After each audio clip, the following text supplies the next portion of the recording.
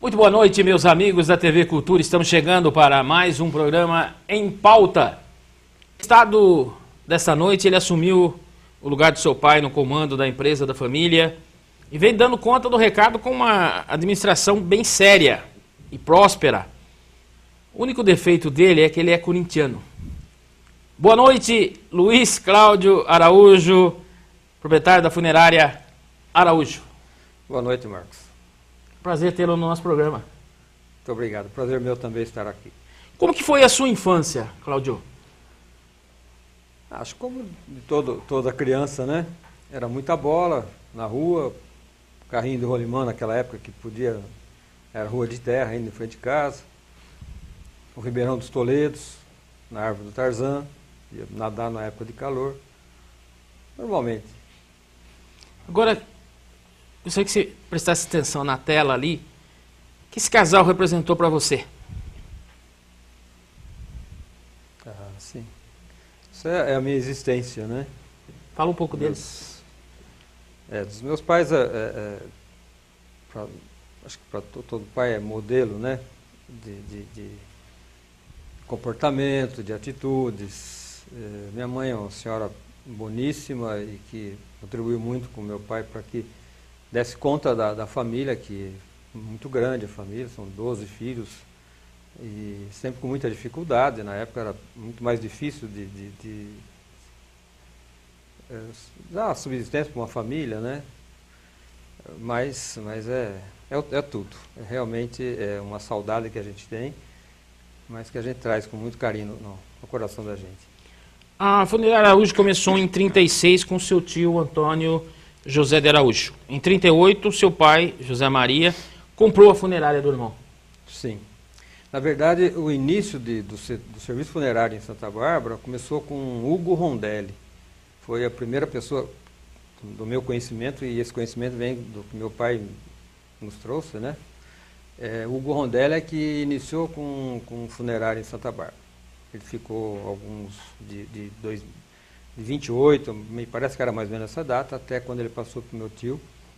E ele foi para São Paulo com serviço funerário mesmo em São Paulo. Na época não era serviço funerário municipal, esse Hugo Rondelli. Ele foi lá para trabalhar com a funerária dele em São Paulo, e o meu tio comprou, não se deu bem, ficou um ano e pouquinho, quase 2, e resolveu passar para o meu pai. Funcionava onde, Cláudio, no começo? Rua Dona Margarida, né? Rua Que era o que tinha, né? É a única rua do centro. Santa Bárbara, Dona Margarida, eram poucas ruas. Entre a Rua General Câmara e a João Lino. Começou ali o primeiro momento até foi do lado do shopping Pinguim, nas imediações ali. Depois mudou de lado na rua, que era numa garagem do João Cristóvão. Os antigos devem lembrar do João Cristóvão, que era o dono da Telefônica em Santa Bárbara. E depois veio para a esquina da rua, entre a Rua General Osório e a Dona Margarida mesmo. E mais, futuramente, bem mais tempo depois, é que veio para a Rua General Câmara, onde está até hoje, né? Nós temos uma foto também, antiga aí, para mostrar, para você falar um pouquinho sobre esse carro fúnebre. Sim. Essa foto, de muito tempo ficou escondida, muita dificuldade para encontrar. São poucas as que se tem. E esse é o Zinho, meu irmão do intermediário, dos irmãos do meio, né, que está dirigindo, manobrando no meio da rua ali, onde ainda hoje é a funerária mesmo, né? É um carro que traz saudade, né? Porque foi o primeiro? Foi o primeiro carro fúnebre de Santa Bárbara. Até então, era todo de vidro? Todo de vidro, bem como mostra a foto mesmo. Chamavam de cristaleira, até tinha lá, eu me lembro de falarem disso. Eu era ainda criança, né? Essa época é dos anos 50. Então eu pouco lembro dele, estou de vendo, mas ainda não tinha, nunca trabalhei com ele, né? Mas é um carro que deixou saudade pela característica dele hoje. Seria até curioso, né, ter isso aí. Algumas funerárias até, em Curitiba tem um carro bem parecido com esse. Alguns foram construídos.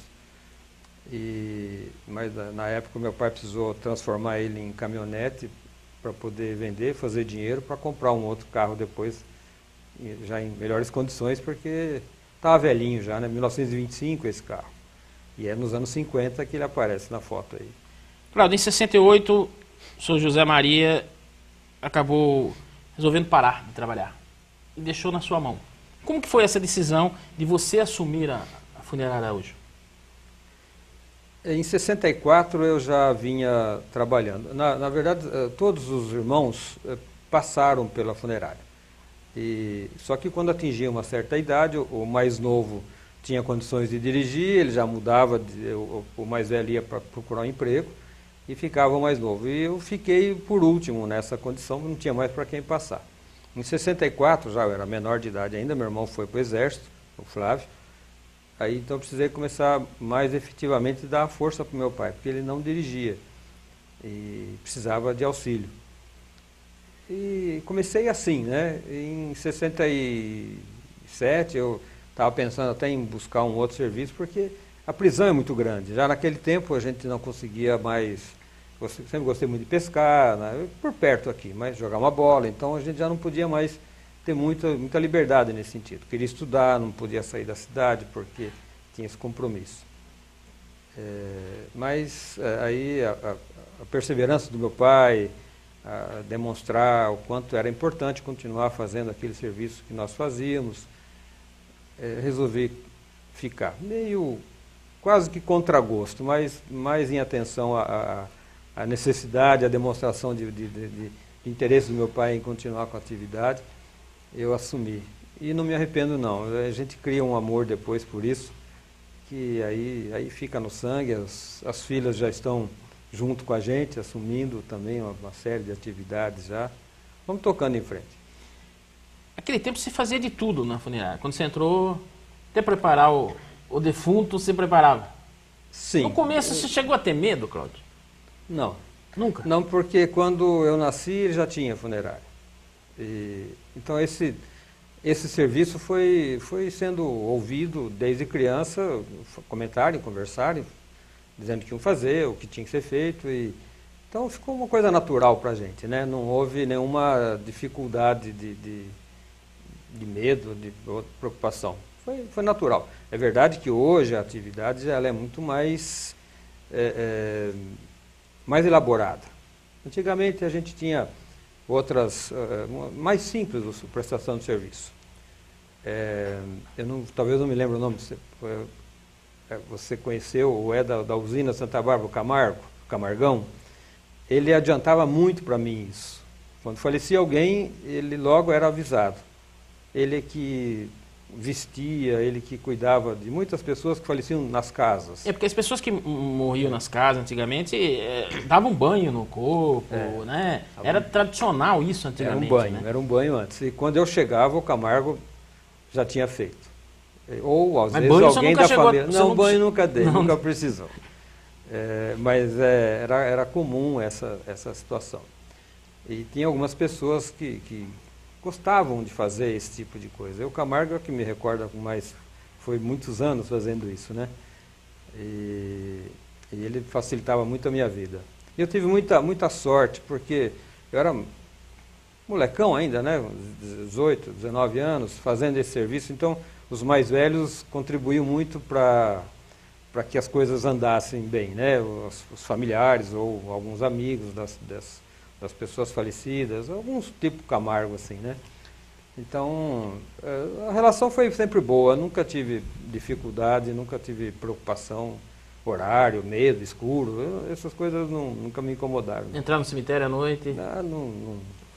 Nunca teve problema. Não. Agora, trabalhando numa funerária, cuidando do sepultamento, foi difícil para arrumar namorada? Naquela época? Eu nunca fui muito namorador, né? Mas... Namorou poucas? Poucas. Mas a minha esposa é excelente, muito compreensiva na época, porque senão era a dificuldade maior, talvez fosse essa de manter um namoro cumprido, né? Mais tempo, porque... Você namorou quanto tempo? Foi 7 anos namorando. 7 quase anos. 8 anos namorando. E ela curtiu muitas vezes prontinha, arrumado para sair e não saía. O Cine Santa Rosa, que era o programa da época, né? Saía, ia para o cinema. eu deixava o cinema no meio do caminho, ia embora, porque alguém chamava. Eu tinha os lugares certos para sentar, procurava sempre sentar mais ou menos no mesmo lugar. Tinha os lanterninhas, eles sabiam onde eu estava, porque era, não digo comum, mas de cada 3, 4 vezes eu tinha que sair uma do cinema, né? Quando casou, no dia do casamento, não teve nenhum sepultamento, né, Cláudio? Teve, No mas dia aí do os casamento? meus irmãos deram conta. Mas no mesmo dia teve, sim. Teve E sua esposa uma pessoa- começou a te ajudar na funerária também ou não? Não, Não. ela nunca teve essa participação. Ela ajudou muito, contribuiu muito, mas é a distância. Ela não se ambientou com a atividade, não. Mas não atrapalhou nada, não. Foi bem. Como que surgiu a Orsola, Organização Social de Luto Araújo? Como que surgiu a ideia? A ideia foi sua? Não. Na verdade, a gente copia, né? Piracicaba e Limeira tinham. Eram acho que uma meia dúzia de cidades que tinham o plano. E quando eu soube de Limeira tinha e Piracicaba tinha, eram meus amigos, o Natal Gulo de Limeira, e Piracicaba era o Cesário Ferrari. Eu busquei neles as informações, né? E essa ideia veio de fora. Não sei se é dos Estados Unidos, pelo que a gente tem de informação, é americana a ideia, mas numa região qualquer dos Estados Unidos. E aí, copiando, entendi que seria uma atitude correta de se tomar, porque era um barateamento do serviço, né, para as pessoas que pagam, e uma tranquilidade para a gente, né, saber que não precisava mais ficar negociando custos, né, porque a intenção da Orsola era facilitar a vida de quem precisava, né. Surgiu em 71, né?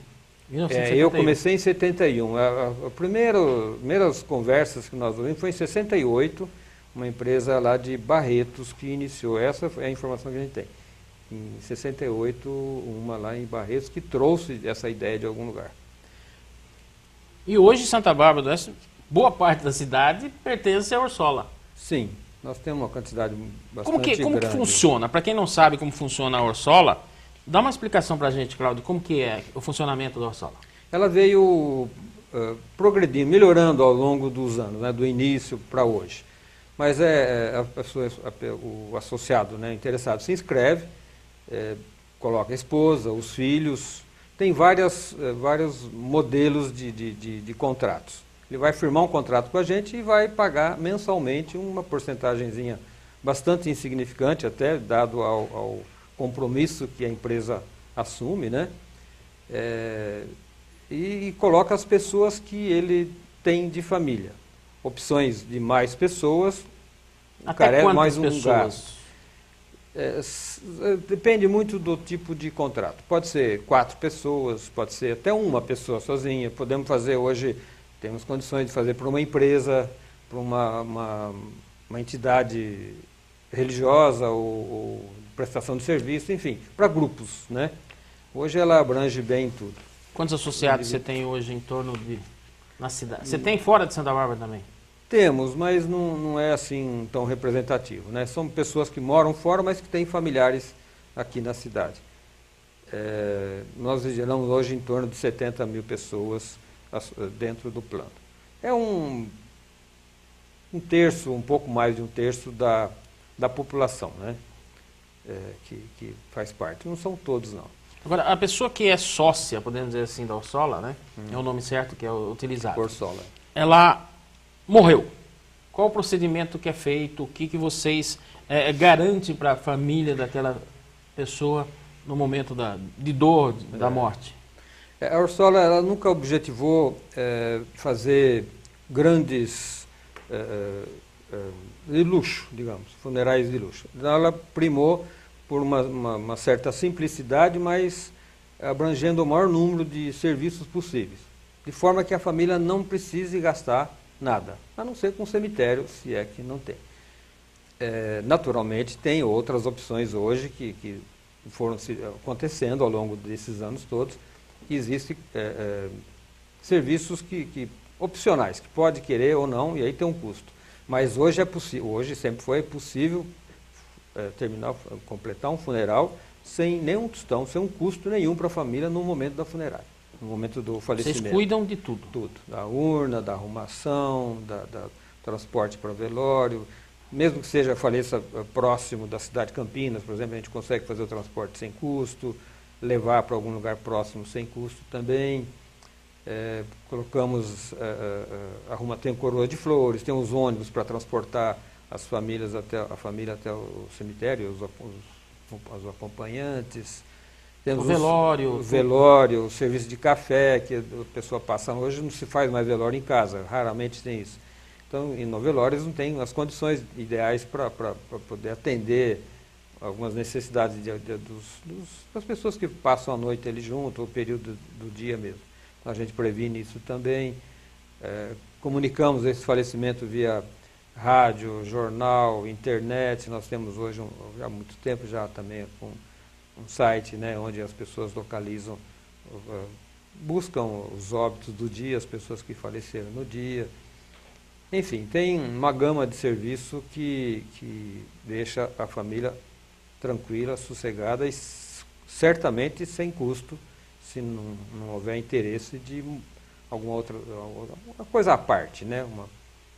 Agora, Cláudio, muitas cidades já adotaram um sistema de o do velório não funcionar à noite em questão de segurança. Você acha que Santa Bárbara deve caminhar para isso também ou não? Não sei.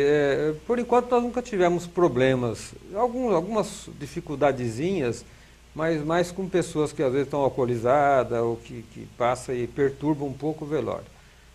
De susto, de roubo, né, de assaltos, assim, nunca tivemos notícia.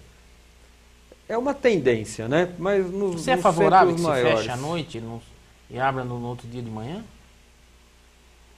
Nós temos feito alguns casos assim. Tem algumas famílias que pedem, principalmente quando recém-chegado na cidade, às vezes não tem assim família muito grande, vê que vai ter muito pouca gente durante a noite. Já temos feito. Não temos nada contra não, e quando a pessoa manifesta isso, a gente dá total apoio e faz direitinho. E sabendo que no velório, inclusive, tem alguém que fica tomando conta lá, não fica fechado totalmente, está protegido ali. Quanto a ser favorável ou não, vai depender um pouco ainda do que ocorrer para frente, né? Pode ser que ocorra devagarinho, isso vá se transformando numa realidade, né? Nós estamos aí, de qualquer forma, estamos prontos para o que der e vier. Vamos fazer a nossa primeira parada, já já a gente retorna, o papo está gostoso aqui com o Luiz Cláudio Araújo, da Funerária Araújo.